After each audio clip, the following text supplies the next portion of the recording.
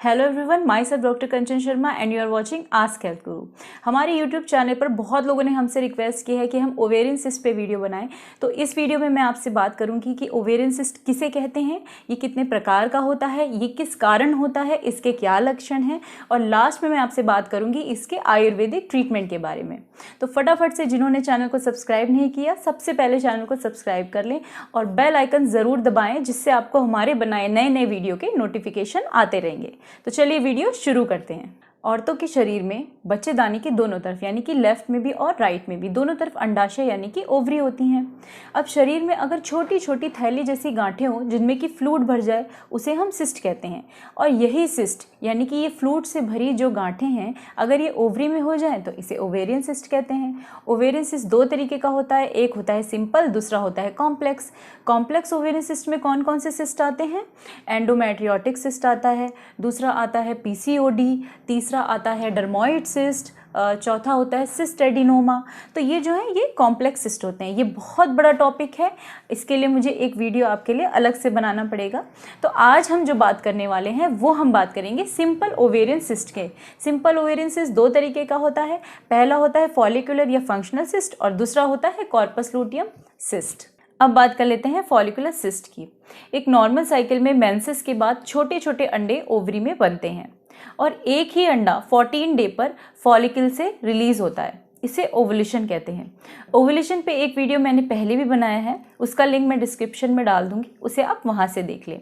अब किसी कारणवश अगर वो अंडा यानी कि हार्मोन इम्बैलेंस के कारण अगर वो अंडा 14 डे पर वहां से रिलीज ना होए और वो फॉलिकल में ही रह जाए, तो वो वहीं पे बड़ा होता रहता है, वहीं पे उसमें फ्लूइड इकट्ठा होता रहता है और वो धीरे धीरे बड़ा होकर के फॉलिकल सिस्ट का रूप ले लेता है। और पेशेंट के पूछे जाने पर डॉक्टर आसान भाषा में उन्हें यही समझाते हैं कि आपको पानी की गांठें हो गई हैं जो कि आपके 2-3 महीने में ठीक हो जाएंगी। अब क्वेश्चन ये उठता है कि ये पानी की गांठें यानी कि सिंपल ओवेरियन फॉलिकुलर सिस्ट ये कुछ प्रॉब्लम क्रिएट करते हैं, इनसे क्या प्रॉब्लम होती है? तो जी हाँ, प्रॉब्लम होती है। सबसे बड़ी प्रॉब्लम है प्रेगनेंसी में। अगर आप प्रेगनेंसी प्लान कर रही हैं और आपको ओवुलेशन ही नहीं हुआ, वो फॉलिकुलर सिस्ट में बदल गया, तो आपको उस मंथ तो प्रेगनेंसी नहीं रहेगी। और क्योंकि हार्मोनल इम्बैलेंस है तो अभी आगे आने वाले मंथ्स का भी पता नहीं होता, तो प्रेगनेंसी में इसमें बाधा होती है।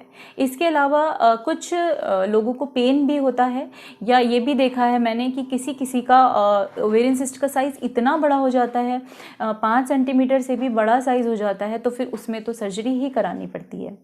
इसके अलावा अगर ये क्वेश्चन भी उठता है कि क्या ये कैंसरस है, तो नहीं, simple ovarian follicular cyst cancerous नहीं है। लेकिन वहीं दूसरी तरफ अगर कोई 50-55 एज की लेडी आए और जिसको ओवेरियन सिस्ट हो, तो एक कहीं ना कहीं एक डाउट होता है ओवेरियन कैंसर का, तो हम उसे उस तरह से रूल आउट करते हैं। अदरवाइज इसमें कोई टेंशन नहीं है, कोई ऐसा कैंसर का इसमें कोई चांस नहीं है। अब बात करेंगे दूसरे नंबर के सिस्ट की, यानी कि सिंपल कॉर्पस लूटियम सिस्ट। इसमें क्या होता है? इसमें 14 डे पे अंडा फॉलिकल में से बाहर निकल जाता है। ये नॉर्मल प्रोसेस है। नॉर्मल प्रोसेस में क्या होता है, जब अंडा निकल जाता है तो फॉलिकल वहीं के वहीं डिसॉल्व हो जाता है।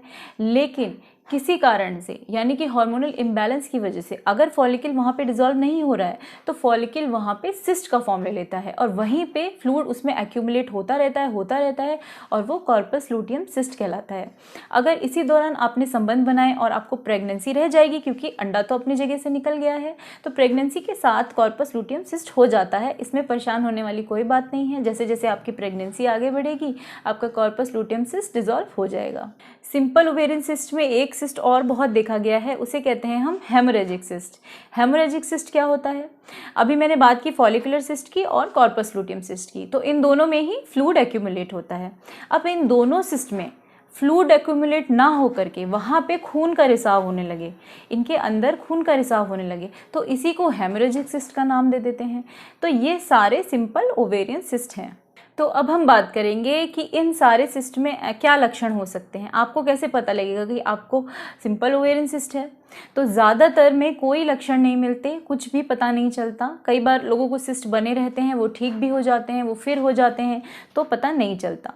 और कुछ लोगों में क्या लक्षण मिलते हैं, उन्हें पेट के निचले हिस्से में दर्द महसूस हो सकता है, उन्हें कमर में दर्द महसूस हो सकता है, या वो कहेंगे कि हमें जब मेंसेस आने वाले होते हैं उसके पहले बहुत दर्द होता है, या मेंसेस जाने के बाद बहुत दर्द होता है, या जब हम संबंध बनाते हैं हमें तब दर्द महसूस होता है। तो ये कुछ लक्षण हमें सिंपल ओवेरियन सिस्ट में मिल सकते हैं। अब हम बात कर लेते हैं इसका क्या कारण है, ये क्यों होता है। यूजुअली या मेन जो इसका कारण है वो हार्मोनल इम्बैलेंस ही है। हमारी जो साइकिल होती है वो मेनली ईस्ट्रोजन, प्रोजेस्टेरॉन, LH ये सारे हार्मोन मिलके रेगुलर करते हैं। तो अगर इन हार्मोन में अगर कहीं इम्बैलेंस होगा तो हमको ओवेरियन सिस्ट होने का चांस बढ़ जाएगा। अब हम बात करते हैं इसके आयुर्वेदिक ट्रीटमेंट के बारे में। आयुर्वेदिक ट्रीटमेंट का बहुत अच्छा असर है ओवेरियन सिस्ट में। उसको मैं 3 तरह से आपको समझाऊंगी। सबसे पहले हम बात कर लेते हैं डाइट की, उसके बाद योगा की, और तीसरे नंबर पे मैं आपको बताऊंगी आयुर्वेदिक मेडिसिन जो आपको बहुत हेल्प करेंगे। और अगर आप आस्क हेल्थ गुरु से पर्सनलाइज ट्रीटमेंट लेना चाहते हैं तो हमारे व्हाट्सएप नंबर के थ्रू आप हमसे कॉन्टैक्ट कर सकते हैं। तो अब बात करते हैं डाइट की। तो सबसे पहले आप ये जान लें कि आपको क्या नहीं खाना है। आपको नहीं खाना है बासी खाना, आपको नहीं खाना है मसालेदार खाना, आपको नहीं खानी है खट्टी चीज़ें। तो ये सब चीज़ों से आप परहेज़ करें। बासी खाना बिल्कुल ना खाएं क्योंकि आयुर्वेद के अकॉर्डिंग वो दोष उत्पन्न करता है। तो आप ताज़ा बना, हल्का, ईजिली डाइजेस्टेबल फूड खाएँ। ये आप 2 से 3 महीना इसे फॉलो करें। इसके अलावा जितना भी मार्केट में ये कोल्ड ड्रिंक्स हैं, ये जंक फूड है, ये बिल्कुल आप इनको हाथ ना लगाएं, इन्हें भूल जाएं। कुछ टाइम के लिए इन्हें बिल्कुल भूल जाएं। अब बात कर लेते हैं योगासन की। कुछ आसन हैं जो कि ओवेरियन सिस्ट को ठीक करने में बहुत ज़्यादा मददगार साबित होंगे। सबसे पहला है बटरफ्लाई यानी बंधकोण आसन। दूसरा है सुप्त बंधकोण आसन यानी कि रिक्लाइनिंग बटरफ्लाई।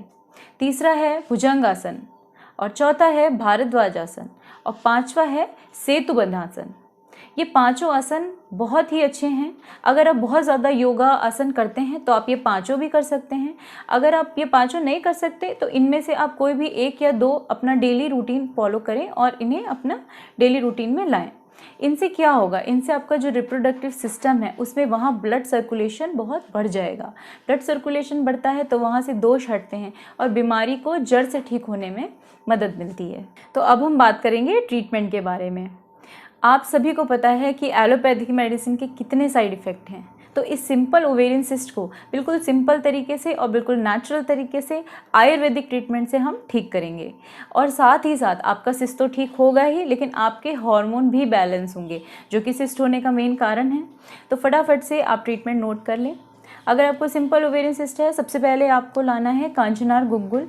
2 सुबह और 2 शाम को लेने हैं। इसके साथ ही आप अशोका रिच लें, उसमें 20 ml ही पानी मिलाएं। और इसके साथ आपको लेना है प्रद्रांतक चूर्ण, 1 छोटी चम्मच सुबह, 1 छोटी चम्मच शाम को।